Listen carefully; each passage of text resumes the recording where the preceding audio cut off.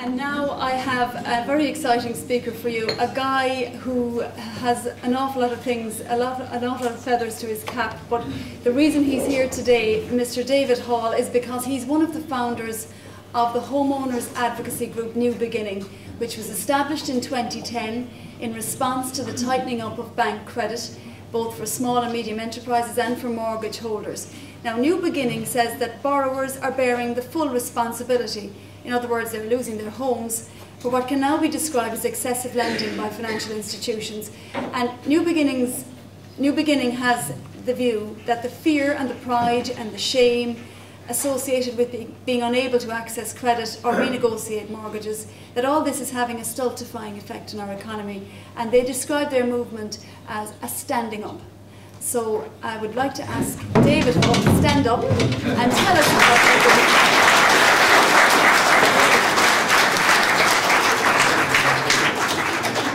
I think Greta's not the only one who's good at rink around here. I think Harry did a good job there. Doing a little dancing around the place. I'm going to do this through English, even though I have a cúplafocal, but I think I could confuse myself as much as everybody else. It's a little bit awkward, Greta, that sort of system of asking a few questions afterwards, because you sort of get to find the audience a little bit more informed than you had hoped for 10 o'clock in the morning with a few questions. To ask those questions, as informed as they were, Osquail gets 10 times more terrifying than someone who can speak. So anyway, I'm here today because I'm the most attractive of the three co-founders, and they dispatched me down to Dingle, I think half hoping I might return. New Beginning was established in November 2010. Myself, two friends of mine, Ross McGuire, Senior Counsel, and Vincent Martin, Junior Counsel, and a non-lawyer, hence they allow me to speak a little more openly and do read some scripts beforehand just to make sure I don't land myself in prison. We established with one very clear reason, that was there was a lady from Cork who was before the courts, very similar story to a lot of people within the country, had borrowed money with her husband, was unable to pay the debt and was having her home repossessed. She did so, went through the legal process completely without any representation. So a decision was made in a coffee shop in Capel Street that said we will arrange representation for people who are facing repossession of the home. Very simple step, using various skills we had and access to a number of barristers and solicitors that were there to just simply provide this service for those on a free basis who couldn't do it. There was never a guarantee that a family home would be protected, but at least if you're going to go and be executed, you do like to have a meal beforehand. And at least this is going to provide some sense of dignity for those facing a very, very difficult task for those who've had the misfortune of attending any court. So that started the process. Afterwards, it became very, very clear that this is all about debt. Whether you look at it between sovereign debt, household debt, personal debt, this is all about debt. And 20% of those people contacting us actually required legal services. 80% didn't require legal services. They indeed required some help in relation to dealing with their debt. And as Harry has given a great outline of the problems and the situation, I think we all only know too well the problems that exist currently. We're now in the frame of mind of trying to come up with some solutions. Today, there are two natives among us. I think natives is appropriate. I'm allowed to use natives, aren't I? Oh, yeah. Yeah. I used a few words last night I was told not to use today. But two of your natives who are here today, who, you know, myself, Ross, and one or two others speak in relation to New Beginning and stuff. But there's an engine room behind New Beginning, and Ruth Fanning, one of the people involved in organising this festival, is one of your solicitors here, who's also deeply involved in New Beginning, and Bridget Ferreter, who's an apprentice solicitor. Very, very coincidental, don't ask me, I don't understand, I still don't know how we landed both, but both are the engine room behind New Beginning, and there are many others who do the day-to-day work and provide the services that are required. So a special thank you to both Ruth and Bridget.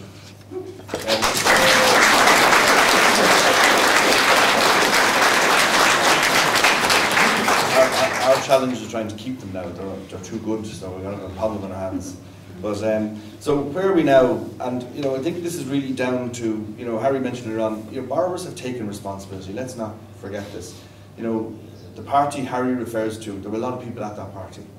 There were bankers, there were politicians, there were economists, there were accountants, there were auditors. There was a big, big party full of people, a big house full of people, and there were the borrowers. And lest Harry or anyone else forgets, Borrowers are happy to take responsibility, they should take responsibility, and they will take responsibility for the money which they borrowed. They were over the age of 18, they signed forms, there are many reasons why they signed forms and how they were given the amount of money they were given, but they have taken responsibility.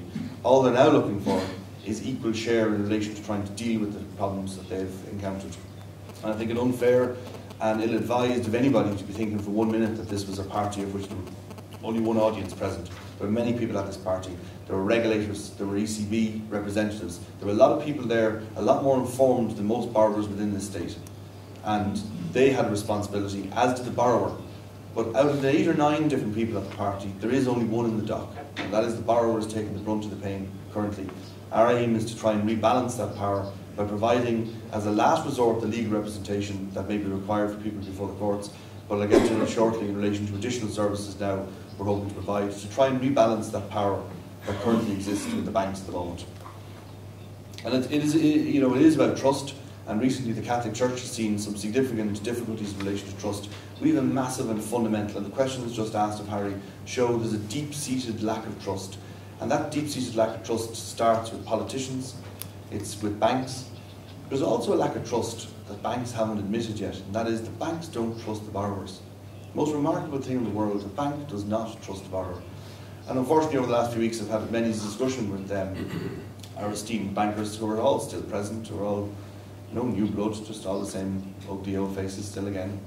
And those bankers have not taken responsibility. They still treat those people as borrowers and do not trust them. And it is, is very difficult, and it is going to be very difficult for us to recover on a human level and as an economy. And as your first person to ask Harry a question, I, like everyone else, I'm an ordinary citizen within the state, but I can see it very, very difficult in being able to try and recover this economy for all of us to benefit on, while there's this fundamental lack of trust. And it is a fundamental lack of trust, and it is a trust to both sides. And the big trust issue that exists at the moment is the trust from the bank to the borrower.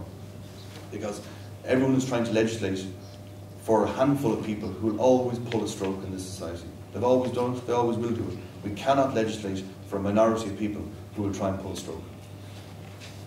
The government have been in power for the last 14 months. There's been many reports. I'm not going to bore anyone with some of the details. We all are mindfully aware there's been report after report after report making key recommendations. And one of the key recommendations that was made, one of the recommendations made by the IMF, was the insolvency legislation. This was the first piece of armoury to give a borrower some level of power to negotiate with a bank, where currently the entire deck is stacked against the borrower. So not only is the borrower in the dock, but the entire armoury of the state and of the banks is absolutely stacked against the borrower. So this insolvency legislation was supposed to be a holy grail that would allow the borrower some level of power and try and rebalance that massive imbalance that exists. Bizarrely, after drafting it for the last number of months, some genius has decided there might be a constitutional issue within it. And this is fundamentally untrue. There cannot be a constitutional issue in relation to contracts and a veto once a bank has the veto. So the insolvency legislation as drafted is a start. It by no means adds to any levelling of the balance, but by absolute starting point, it is a starting point. And we've seen recently firsthand with the Laura White case where there are significant concerns in the banks. And most certainly over the last few weeks, the only gratifying satisfaction I've had is seeing some bankers' faces change and additional wrinkles being added to those faces when they now know that there is something coming down the line that may just add a little bit of balance. But with the veto, and with this veto that is there, and Professor Jason Kilbourne was over from Chicago recently, he said very clearly, are you telling me that if you give a bank a veto, they're not going to use it? Of course they're going to use it. So the veto as it stands is a complete and utter waste of time. I think on a human level, I think anyone involved in your beginning, be them solicitors, barristers, those in business, volunteers of all shapes and sizes, have seen firsthand the real trouble that everyone's facing on a day-to-day basis. Fundamental decisions being made in relation to how household expenditure, whether expenditure is taken in relation to children, whether it's done on their healthcare, their school, and people having suffered as a result of trying to maintain their debts. The vast majority of Irish people are trying to pay their debts. They're trying to pay it honestly, they're trying to pay it honourably. All they're asking in return is some understanding and some structure to assist them do that, and that's not currently forthcoming. But I think on a day-to-day basis, this is crippling us. This really is having a massive effect in relation to debt on households. And I'm just talking about everyday households, be them single people, couples, married people, making key decisions, making key determinations of what they do, how they school their children, where they school their children. The family unit, the biggest single threat to the family unit has not been any of the moral issues that have risen in relation to the Catholic Church over the last number of decades. It is now debt, and many families are suffering as a direct result of it. Everyone asks about bailout costs and banking costs. There's no cost yet put on any mental health or health issues around this state and how much this is going to cost and what our society is going to be like going forward. So I will have high-level discussions with great respect to Harry and all of his colleagues in the media in relation to technicalities. They most certainly are needed. And the first speaker asked some questions in relation to advisors. There's still a lot of advisors out there, well damn paid advisors, and they are unfortunately giving the same advice as has been given time immemorial. The banks are in charge. It's very clear to see who's in charge. And one of the most despicable acts a bank makes, or any creditor makes, are the threatening letters which should be abolished immediately that are sent to borrowers, threatening them and misleading them in relation to an expectation that possibly they're being evicted in 7, 14 or 28 days. These letters should be withdrawn from the central bank. The bank is a bank and the central bank is a bank. Let's be clear, banks are banks and banks will only ever look after themselves. So we need to be very clear, this is a letter that should be immediately withdrawn. It should be redrafted to make sure that it's explicitly clear to someone who's receiving this letter what it actually means and not the threatening, menacing and aggressive nature that it currently exists.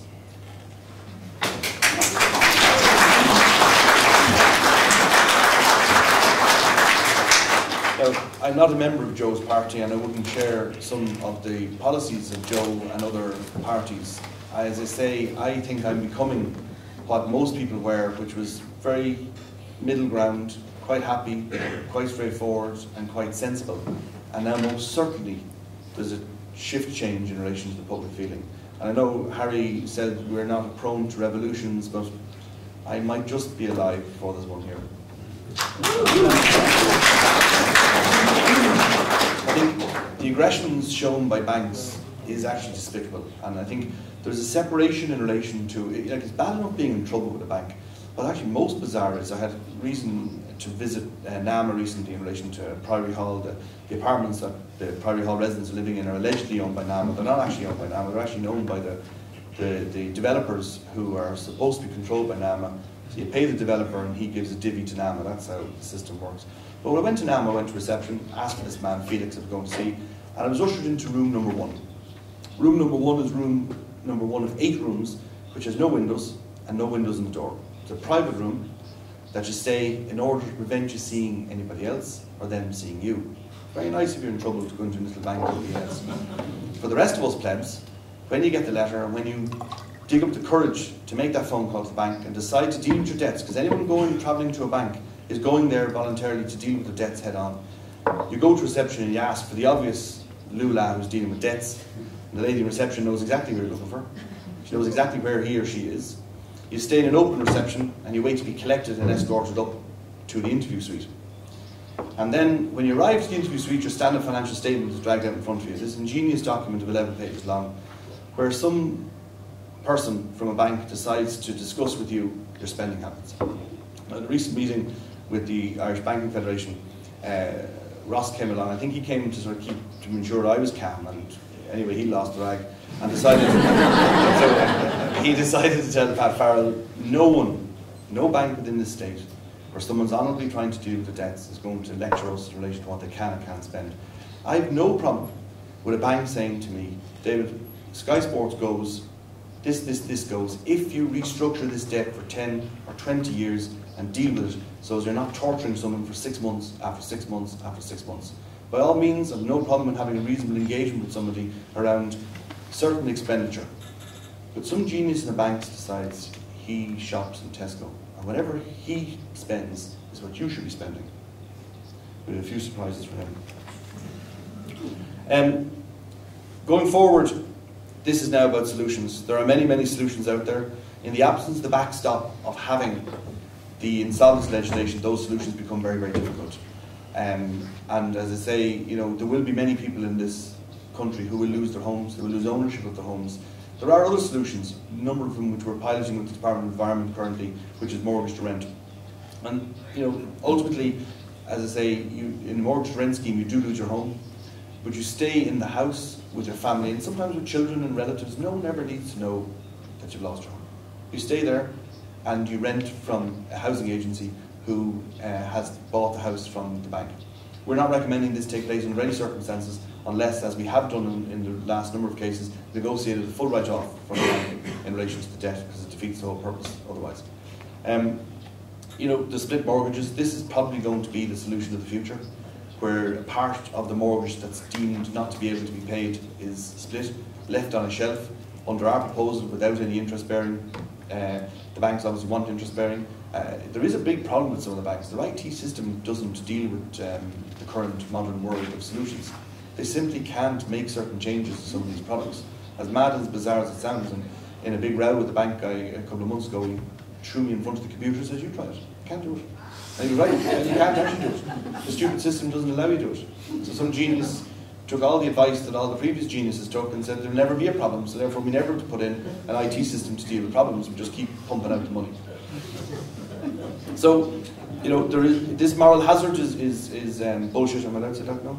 Yeah, bullshit. The real hazard currently is government hazard. And until such time as government you know, decides to face down the banks and allow the borrower, we're not looking for any freebies here. All we're looking for is fairness, equality, and fairness and recovery for all of us, not just the banks. You know, there are one issue that is very, very serious, that is the standard financial statements that people complete. Everyone needs to be very careful completing this, because within a banking system, because of the volume of these documents they have coming in, they have a scoring system. And if you notice very clearly on those standard financial statements, there's little numbers and little boxes in the corner. That's how they score. They make a determination based on those documents coming in. So those, again, who are honest people, voluntarily or maybe not voluntarily completing a standard financial statement, trying to deal with the debt, present this to a bank, only for a bank to decide, having read through your documents, that you have an unsustainable mortgage because you've decided to add on a couple of quid or put in something in relation to what you spend. So one needs to be very careful in relation to completing these and should seek some advice before doing so. So, to finish, we are in a different place. We are now in a mode of solutions. We can whinge and moan and bash all we want. But as day by day goes on, in the absence of insolvency, there are many tens of thousands of people within this state, our citizens, our family, our friends, our colleagues, who are struggling on a day-to-day basis, mentally, physically and financially. And until such time as there are proper solutions put in place to allow them to deal with them, we're only going to continue the suffering. So over the next number of months, New Beginning is going to establish itself as a not-for-profit organisation, which is going to include advocacy, negotiation, financial services and legal services, which will be owned by the public and citizens. It won't be, none of us will be paid, as we know, those of us that set it up, there will be no dividend taken from it. It will be paid for by those people looking for advice, but in order to provide professional advice that people deserve to ensure that their interests are best protected. And as borrowers collectively, the larger number of people that come together, the greater power that gives for any negotiation with a bank. Going into a bank to discuss with any of the banks with one or two people is one thing. To have 500, 5,000 or 50,000 outside is a big, big, powerful message. Thank you.